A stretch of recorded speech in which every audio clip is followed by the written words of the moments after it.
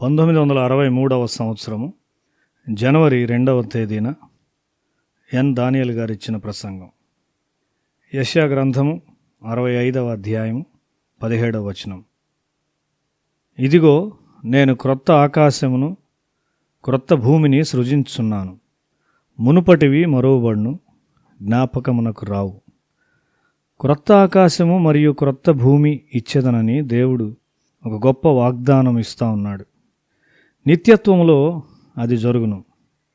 మనం పరలోకంలో నడిచినప్పుడు దాన్ని చూస్తాము. బైబిల్లోని వాగ్దానములన్నీ నెరవేర్చబడుట మనం చూస్తాము. ఆలోపు ఇతర మతాలన్నీ తుడిచివేయబడతాయి. డాంబికులు, రాజకీయ నాయకులు కనిపించరు. ఇశ్రాయేలీలు వాగ్దాన దేశమునకు వచ్చి వారి స్వంత రాజ్యాన్ని కలిగి ఉన్నప్పుడు వారు సంతోషంగా ఉన్నారు. వారు విత్తగలిగారు, కోయగలిగారు. వారు ద్రాక్ష తోటలను, ఒలీవ తోటలను స్వాధీనపరుచుకున్నారు. అది ఒక నూతన అవకాశం కాదా? వారు దేవుని యందు విశ్వాసం ఉంచారు. వారు అబ్రహాము యొక్క పిల్లలు. వారు బలవంతులైన ప్రజలు. కొంతమంది స్వల్ప విశ్వాసం కలిగి ఉండవచ్చు, కానీ వారు మోషేను నమ్మి వెంబడించారు. మనము క్రొత్త విషయాలను చూస్తాం. ఇప్పుడు ఇదంతా పోరాటము మరియు ఇబ్బందిగా ఉండవచ్చు. మొదటి రిట్రీట్లో ఎంతో కష్టంతో ఒక యాంప్లిఫైయర్ తయారు చేయబడింది. దాన్ని కొనడానికి డబ్బు లేదు. ఉత్సాహవంతులైన విద్యార్థులు అనేక మంది ఉన్నారు, కానీ ప్రార్థించే ప్రజలు లేరు. కొన్నిసార్లు కూటముల సమయంలో మరియు భోజనాల సమయంలో వర్షం వస్తూ ఉండేది.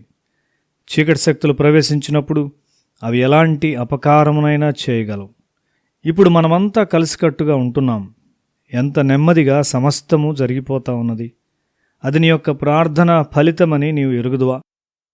ప్రారంభ దినాల్లో మేము చాలా పోరాటాలు కలిగి ఉన్నాం, కానీ ఏదో విధంగా మేము నిర్వహించాం. విజయవాడలో 50 గజముల పొడవు, 30 గజముల వెడల్పు గల పందిర్ని ఏర్పాటు చేయండి అని మేము కోరాం. అక్కడ ఉన్న దేవుని సేవకుడు దానికి ఇష్టపడలేదు. అతని మనసులో తిరుగుబాటు చేశాడు.